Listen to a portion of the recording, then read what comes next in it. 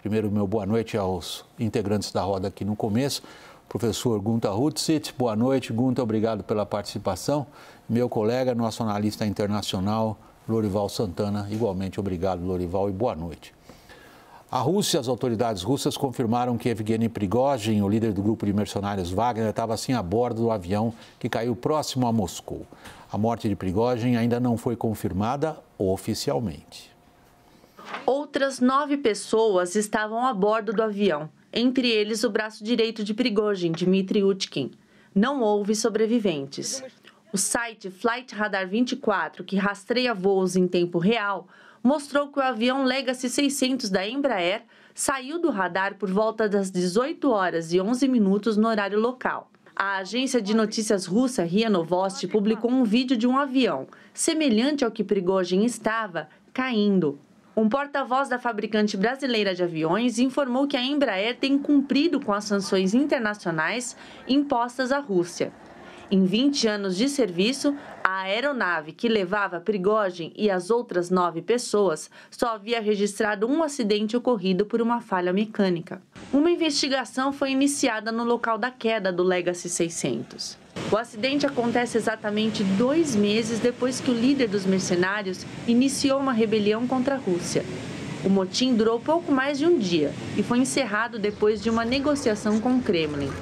Segundo os termos do acordo com o governo russo, Prigozhin e seus combatentes deveriam ficar em Belarus. O grupo Wagner passou meses na cidade ucraniana de Bakhmut, em um dos piores conflitos da guerra com as tropas ucranianas.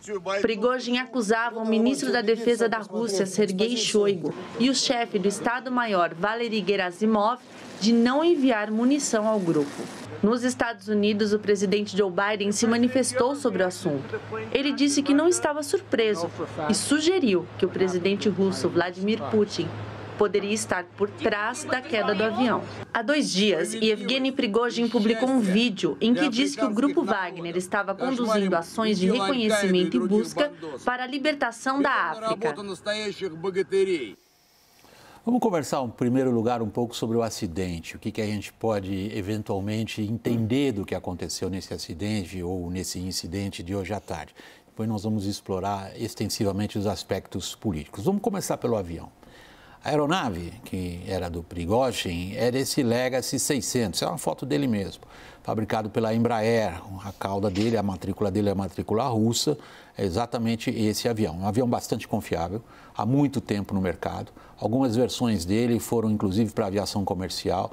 Tem uma ótima reputação e uma folha de serviços muito boa. Não há notícia de nenhum desastre catastrófico, eu quero dizer por causas catastróficas, falha estrutural, algum defeito muito grave da aeronave. Isso aconteceu em outros fabricantes de aviões anos atrás. Não é o caso do Legacy 600. Um avião bom, confiável, perfeitamente adaptado ao que ele estava fazendo. Decolou de Moscou, de Sheremetyevo-Dvar, o segundo aeroporto de Moscou, ao noroeste da cidade, 6 horas da tarde, praticamente horário local. O que vocês estão vendo é um print screen de uma tela do Radar 24, que é um aplicativo extensivamente usado mundo afora para seguir o voo de aviões. E como é que segue o voo de aviões? Através do sinal do transponder dos aviões.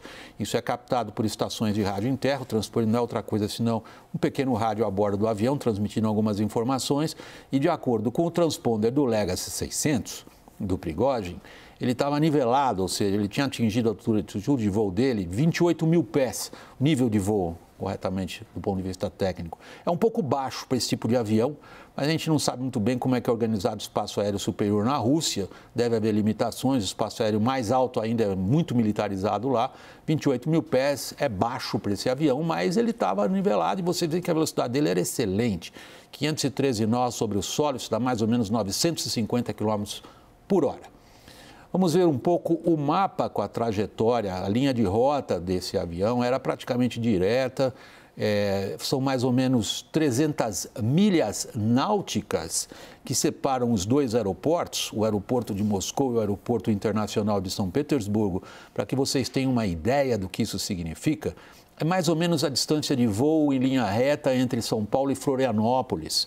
Ou, se vocês quiserem pegar uma outra direção para ter uma ideia da dimensão, entre São Paulo e Uberlândia. Num avião desses é aproximadamente 1 hora de voo. A queda ocorreu numa localidade pequena, Kuzenkino, que fica na região de Tver, uma cidade tradicional da Rússia, uma das mais antigas por sinal. Está exatamente embaixo da linha de voo, da rota. Por ali passam as principais rotas de navegação aérea entre Moscou e São Petersburgo. Que mais que a gente sabe? Nós temos um vídeo amplamente divulgado por redes sociais que indicam que alguém olhou para o céu porque ouviu alguma coisa e apontou um celular para lá. E o que ele captou ao apontar o celular para onde ele ouviu 2 fortes explosões, segundo relatos de redes sociais? Eu queria colocar segundo relatos de redes sociais, porque neste momento afirmar peremptoriamente qualquer coisa é irresponsável. Nós estamos apenas trazendo para vocês os elementos que aquela comunidade da Open Source Intelligence coloca na internet à disposição. Notem, esse avião está caindo completamente sem controle. Aviões planam. Às vezes as pessoas se esquecem disso, que aviões voam por um princípio de física. E mesmo que percam toda a propulsão, vamos supor, como vocês viram no filme do comandante Sully, que pousa um Airbus 320 nas águas do rio Hudson, em Nova York. Aquele avião foi planando até pousar. Ou seja, mesmo que esse avião tivesse perdido os motores, planar, ele plana, desde que o piloto o mantenha na velocidade adequada. Todo piloto sabe isso de cabeça, qual é a velocidade adequada para o avião dele, para que ele não despenque. Este avião, porém, está completamente sem controle. Ele vem vindo para baixo como um objeto inanimado qualquer. A velocidade, como nós sabemos da física newtoniana, é aproximadamente 250 km por hora numa queda livre. E aquela fumacinha branca lá em cima na sua tela, lá em cima, é que especula-se, eu gostaria de reiterar, seria de algum tipo de explosão causada pelo quê? Não é nuvem. E o outro tracinho vermelho indica onde está o avião já em queda.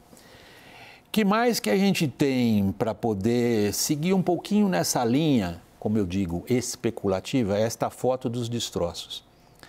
Essa foto dos destroços lembra a investigação da queda provocada por um míssil antiaéreo russo sobre a Ucrânia de um avião da Malaysia Airlines. Ele foi derrubado por um sofisticado sistema de artilharia antiaérea que funciona da seguinte maneira. O míssil, ao contrário do que muitas pessoas pensam, ele não se choca com o avião, ele explode ao lado do avião. E os fragmentos da explosão do míssil perfuram a fuselagem do avião, provocando a destruição, então, da aeronave. O que se vê aí, e que, segundo as fontes de inteligência na internet, afirmam serem perfurações de fora para dentro, em partes do avião que caiu ali perto de Tver, matando os 10 ocupantes. Teríamos algo comparável ao míssil que abateu o avião da Malaysia Airlines?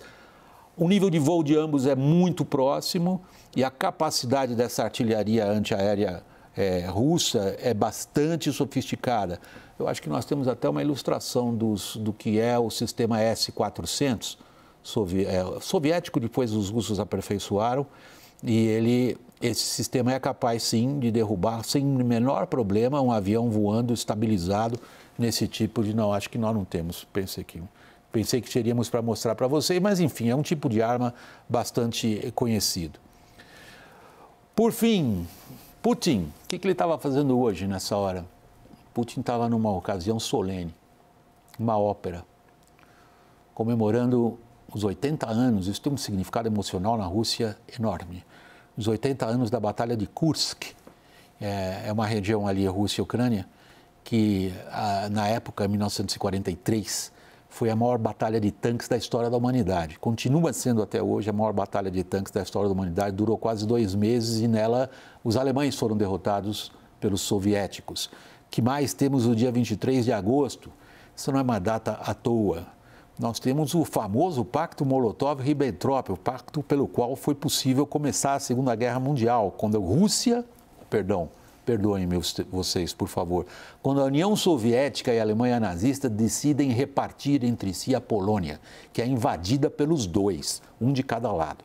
Isso foi fruto do acordo entre Stalin e Hitler, representado pelos seus chanceleres, Molotov e Ribbentrop, a 23 de agosto de 1939. Em 1942, 23 de agosto é outra data de enorme significado emocional para os russos, como foi para a União Soviética, o início da Batalha de Stalingrado, que muita gente considera a virada militar na Segunda Guerra Mundial. E, como eu disse, 23 de agosto, a vitória na Batalha de Kursk. E 23 de agosto de 2023, será que entrará para a história como a morte de um traidor da pátria?